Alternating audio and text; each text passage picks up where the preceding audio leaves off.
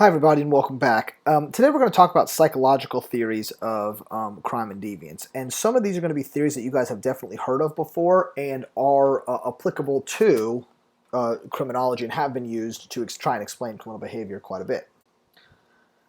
The first theory we're going to talk about is psychoanalytic theory, right? And this is a search for the cause of crime within the individual here, right? So kind of like biological theory, we're shifting the focus on this kind of rationality and saying there might be, instead of something biologically wrong with the criminal, maybe there's something psychologically that's off with criminals, right? Psychoanalytic theory is very famously pushed and kind of developed by Freud. And the basic proposition of psychoanalytic theory is that crime is a symptom of disturbances in emotional development, right? So we have these three kind of subconscious things, the id, the ego, and the superego.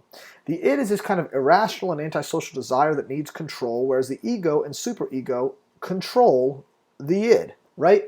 And if you think about it, Dr. Splain actually helped me explain this one day in class, and I thought this was a really, really good example. We've all gone shopping at Walmart or Publix or Target and driven by the front door where there's carts and people, walking in and out of the store constantly, right? So the id, if the id got what it wanted, you would not even slow down when you were driving by the front door of Target, right? You would just go flying through. If you hit someone, you hit someone. If you don't, you don't. Who cares? You've got someplace to be. You're the only one that matters. Everyone else just needs to get out of your way. The superego, on the other hand, is the exact opposite of that. It is super worried about everyone else, right? Super concerned about other people's feelings and emotions to the point that you can't even move your car at all. You just stop because what if someone comes running out of the store? You don't want to accidentally hit them. It's better to just sit there and wait, maybe even until the store is closed and all the employees have gone home, and then you can drive away because you are so focused on everyone else and their desires and what might happen with them. And then the ego is kind of in the middle where you can kind of roll through the front. If someone walks in front of your car, you can stop. If no one's there, you can kind of speed up and keep going. And move on. Now, if you notice, crime is a symptom of disturbances in emotional development, specifically sexual desires for parents that need to be controlled.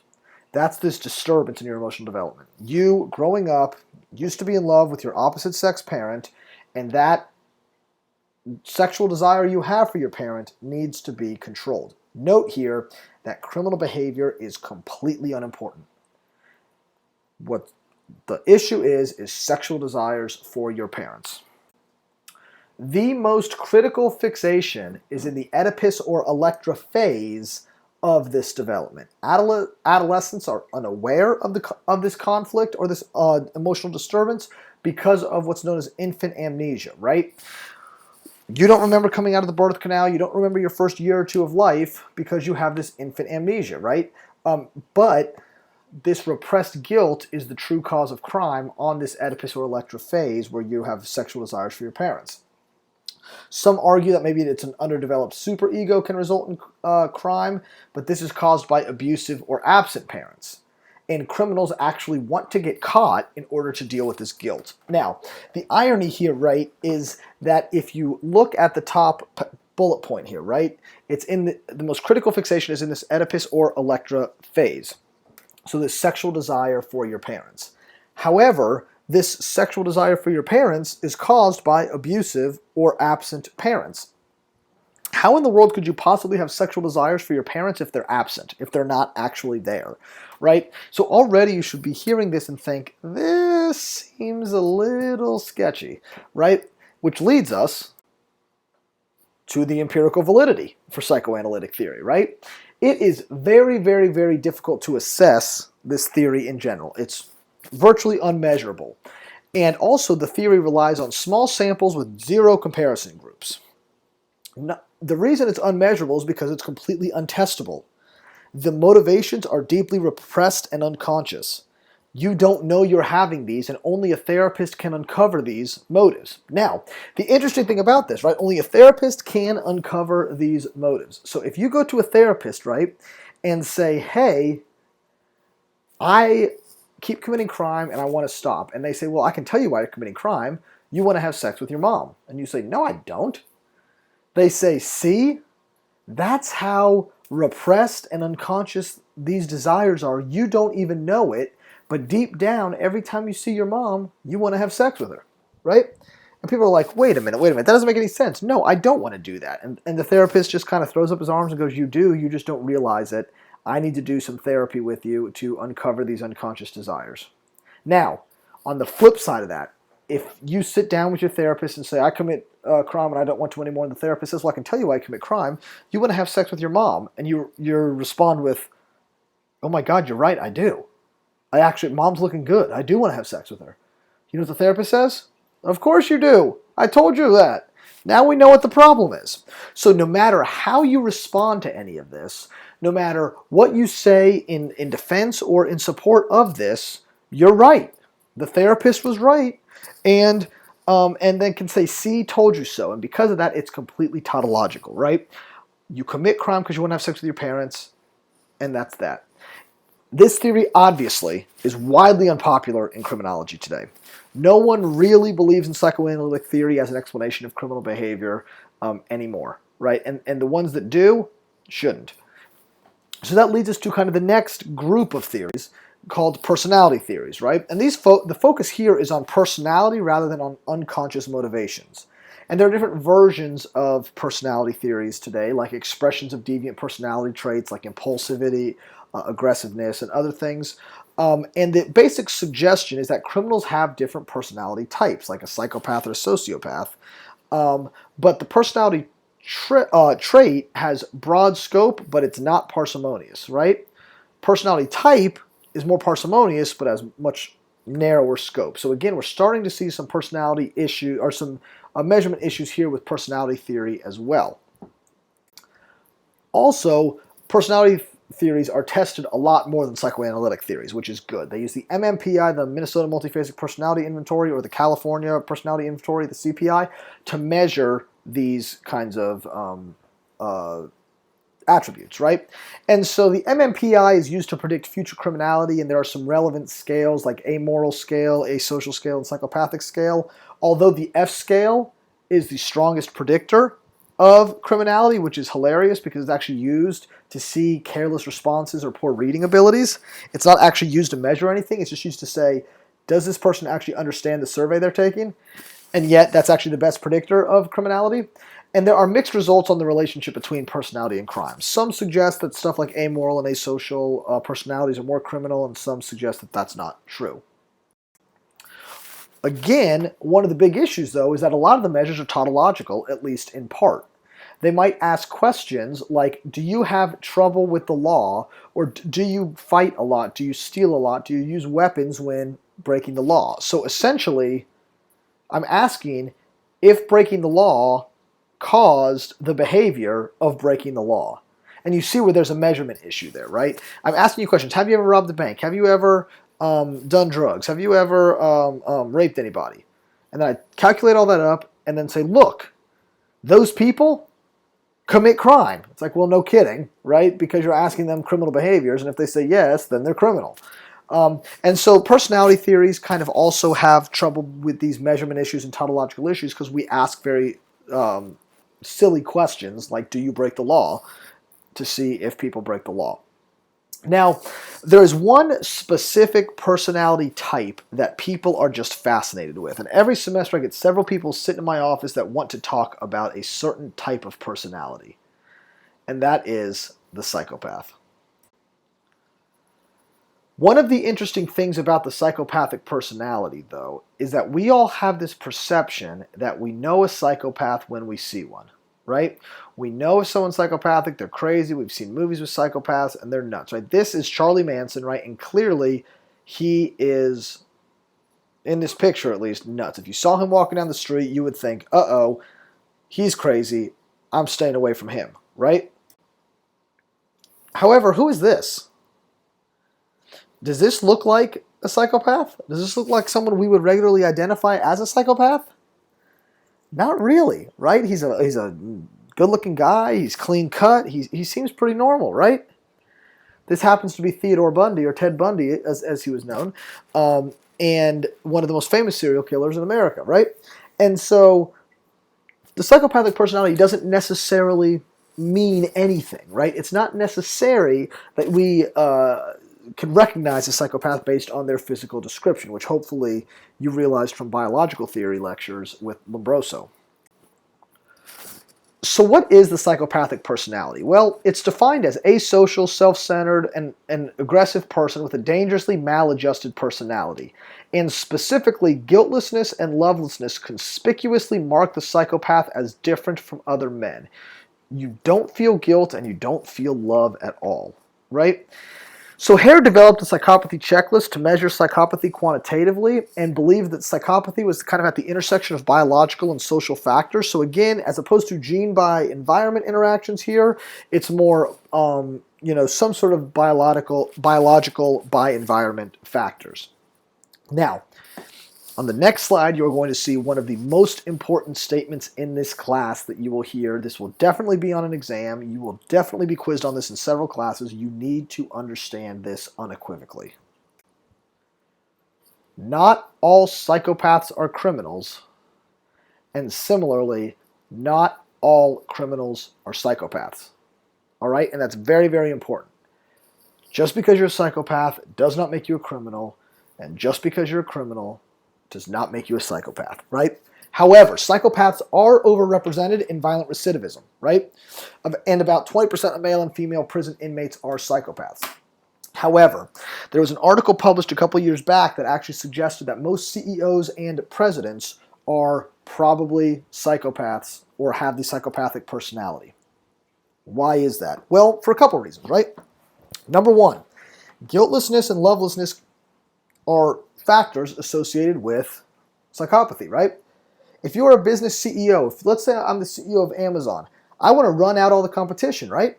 I want all of them to suffer so that my business continues to grow bigger and bigger and bigger. Not caring about other people's careers, not caring about their families, not caring about their quality of life at all. That's a little rough, right? Imagine running for president, right? And this is not just an indictment on our current president, but any president, right? There is no one else in the world that I think should be the most powerful person in the world and make all the decisions pretty much for the world than me. That's at least super arrogant, right? There is no one better served to be president of the United States and run the strongest country and the mightiest military on the world than me. And in fact, I'm going to stand up on a stage and tell everyone during the primaries why I'm the best person for the job in my party.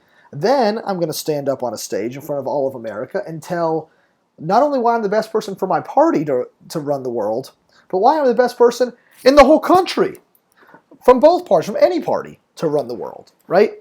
That takes a certain amount of arrogance as well as a certain amount of kind of odd antisocial behavior, because you're having to destroy, pretty much, at least in today's society, all the other people you're running against, right? You have to say why they're all bad and you're good. So there's this real, interesting idea about CEOs and presidents that might also be psychopaths, right? So the Psychopathy Checklist, which was developed by Hare, suggests that psychopathy is a syndrome or a cluster of related symptoms that are all present at the same time. And the checklist is made up of two facets. Now, before we go over these facets, I want to caution you guys again, don't read these and say, oh my gosh, that sounds like my ex-boyfriend.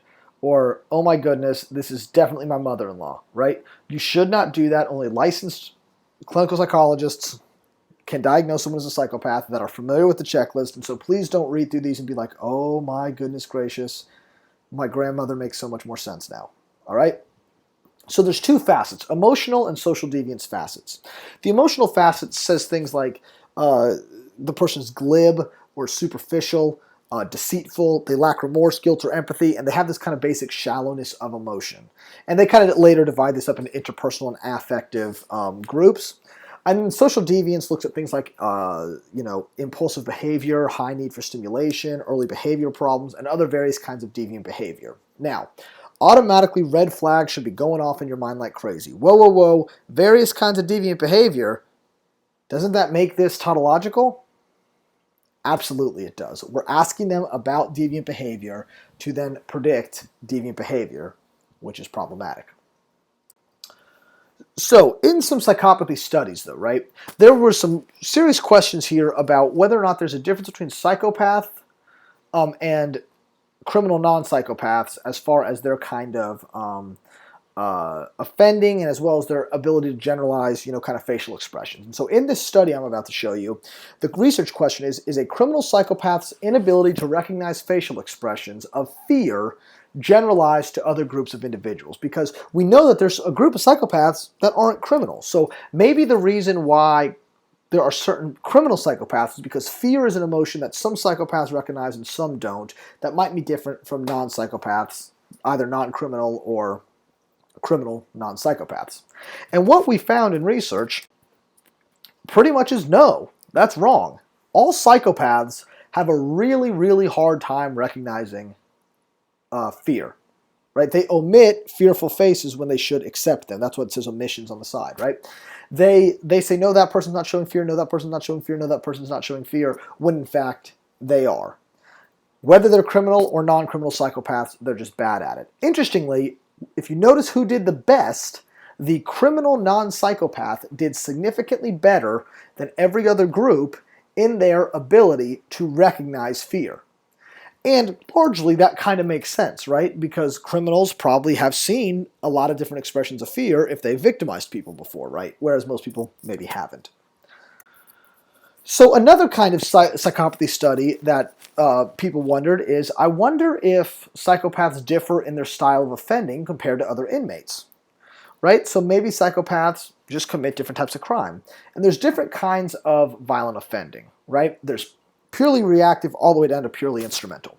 So purely reactive offending is, I'm at a bar, minding my own business, and someone just walks up to me and starts trying to fight me, and so I react and I fight them and I kill them, right? Strictly reactive. All I'm doing is reacting to someone trying to fight me.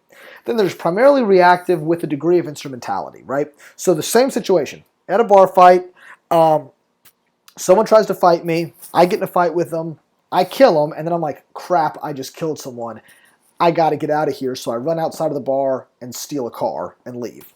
I'm primarily reactive. I did not go to that bar saying, I'm going to fight someone tonight, and I'm going to kill someone, right? I reacted to a situation, and then the situation kind of got out of control, and so then there was an instrumentality aspect of it of, I better go steal that car and get away, or I'm going to get in trouble. Then there's kind of the opposite, primarily instrumental with a degree of reactivity, and then purely instrumental, right? So primarily instrumental with a degree of reactivity. Say I walk into a gas station, I decide I'm going to rob it. The clerk, though, pulls out a baseball bat and starts swinging it at me and tries to hit me, so I kill the clerk, right? Primarily instrumental. I went in to the convenience store with the intent of robbing the place, and then the clerk did something, so I had to react, because if I didn't react, I was going to get hit with a baseball bat. And then purely instrumental is just kind of, I stalk my victim and kill them, having a plan of what to do with the body. My getaway's all planned out. It's just 100% instrumental, right? There are two kind of groups here, though, like primarily reactive or primarily instrumental, right? Not necessarily purely, because things are not typically actually pure in a sense, right? In any sense. So it's probably primarily reactive versus primarily instrumental. So if you had to guess, just kind of quiz yourself and see, are psychopaths primarily reactive, primarily instrumental, or really no difference between the two? If you said that psychopaths are primarily instrumental, you are absolutely right. Odds are probably a lot of you got this wrong. Every semester when I teach this, with the exception of like maybe one, people have always said primarily reactive, because they're basing their opinion on psychopaths based on movies they've watched with psychopaths in them. But thinking through it, primarily instrumental actually also just theoretically makes a lot more sense. Because reactivity suggests that the offender has what? A reaction, or some sort of emotional response to this deviance acted upon them. Psychopaths don't care what other people think. They don't care what other people do. Someone walks up to them and pushes past them, they're not going to get offended because they don't care, right? They genuinely just don't have a lot of emotion. So if they're going to commit a crime, they're going to do it because they want to do it, only because they want to do it, how they want to do it, and not care about anything else. And you can see that here on the left hand or the right hand side, where over 90% of offending done by psychopaths is primarily instrumental, whereas non-psychopaths, it's pretty much 50-50 instrumental versus reactive. And so that's very, very interesting. So as far as the empirical support for psychopathy, there's moderate empirical support because of Hare's checklist. However, the theory also has tautological issues because some of these diagnostic criteria are used to measure psychopathy that include prior criminal behavior. The Psychopathy Checklist was also validated and developed using prison populations, so it was only really tested on criminal psychopaths, which is also problematic, kind of like Lombroso did, where you have a biased sample to make your scales. Now, the PPI was developed also to measure psychopathy and does a little bit better of a job, but still it doesn't necessarily do a great job of explaining deviance. Another psychological theory that has been used is something called the 5-factor model. And so using advanced statistics, Costa and McCrae developed models of personality measurement, essentially called OCEAN, right? Openness, conscientiousness, extroversion, agreeableness, and neuroticism, right? They found agreeableness and conscientiousness to be negatively related to antisocial behavior. So the more agreeable you are and the more conscientious you are, the less likely you are to be criminal. The less agreeable and the less conscientious, the more likely you are to be criminal, right? British researchers found all but openness to be related to criminal justice sanctions in some capacity. And these models all removed the tautological issues of all other early psychological theories. And so that's really good, right? We are moving past some of these old issues with tautology. However, they only show a tendency toward deviance, not as much a good causal relationship. So at best, the relationship may be indirect, right? And so personality might be actually a moderator, not a cause. So if you think about this, right, let's take agreeableness and conscientiousness. So it could be that, agreeableness and conscientiousness might be the A down here on the second to last bullet point. The A. Now, if A just leads to C, like all the way on the right-hand side, it's agreeableness and conscientiousness cause crime. But what's probably happening is on the left-hand side here, A, agreeableness and conscientiousness is leading to B. And that B is actually the cause of the crime. So if you're more agreeable and more conscientious, you're probably more likely to have a good job. If you don't have a good job, you might be more criminal, right? And so the personality is moderating this other issue. You don't have a job, which is what's causing you to commit crime. If you're more agreeable and you're more conscientious, people are more likely to just like you more, right? And so they might not want to fight you. And so you might not get in as many fights, which means you might not be as deviant, right? So you can see where maybe these elements are different in that regard. Maybe more agreeableness and more conscientiousness lead to other things that are predictive of criminality. So the policy implications, obviously, for all these theories are some sort of psychological treatment, right? So psychological counseling and delinquency prevention has been a pretty strong thing. Psychoanalytic theory doesn't really advocate for punishment at all. We're supposed to treat the offenders as sick, right? And provide intense, in-depth therapy to fix these sexual desires that they have for their parents. Now, personality theory suggests therapy as well. And almost all prisons offer some form of counseling in them. There is some promise in this approach, but the effectiveness has really not been demonstrated yet. But it seems as though the inmates are a little bit better behaved, at least while in prison. But once they get out, the recidivism is not really significantly lower. Psychopathy Hare is pessimistic that counseling is effective in psychopathy because it's just who you are, right? You are a psychopath, so what's counseling going to do? There's also a belief even that nothing is effective in therapy can actually make psychopaths worse because they might just start manipulating their therapist to get what they want. And this kind of suggests more policies for victims of psychopathy and to avoid interactions with psychopaths as much as possible, as opposed to any sort of therapy or counseling for the actual offender here. The Wake County Clinic is one of the first systematic approaches to apply psychotherapy to juvenile offenders, and it was a private clinic that really selected cases for treatment, but they only selected the best cases for treatment, right? So this person seems like they're going to be as sensitive to treatment as possible. They would really benefit from therapy, so let's see if we give that person therapy if they're actually better. And really it didn't work. there was little effect, and general crime rates in the area were unaffected. And so even when just selecting the best people, psychotherapy seemed to not be all that helpful. Cambridge-Somerville Youth Study also evaluated delinquency prevention projects, and they had 650 boys. Half were delinquent, half were not, and it was an experimental design. So half of the delinquent boys got divided into the treatment group, half the control group, and then half of the average boys got treatment, half of the average boys got the control group. The results showed that there was the same school performance across the board, and not only that, the people who got treatment were actually more likely to have criminal justice contact than the people who don't. Now, granted, there were a lot of confounds in the research design, which means there's a lot of other variables, affecting things that shouldn't have been. But still, it's interesting that if you went to therapy, you were more likely to interact with the criminal justice system in some capacity. So there's a bunch of other delinquency programs that were also ineffective. There was high dropout rates that people tried to control for that didn't really work. Female programs were ineffective at reducing recidivism. And so the overall kind of trend is that those in the control group actually did better than those in the treatment group, suggesting that treatment actually might have made quite a few of these kids worse than kids not in the treatment group. So maybe psychological treatment is not actually helpful for delinquent youth. Now, granted, what some people will say is, oh, well, if I even help one kid, it's worth it, right? That's one less life. But the problem with that logic is, what if that one life cost you 3?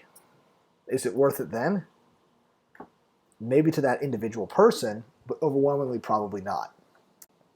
So there was a pilot for intensive counseling in California, and a group of California boys, again, were divided up into treatment versus control groups, and again, were divided between amenable and non-amenable groups, so people that would be sensitive to treatment or not sensitive to treatment.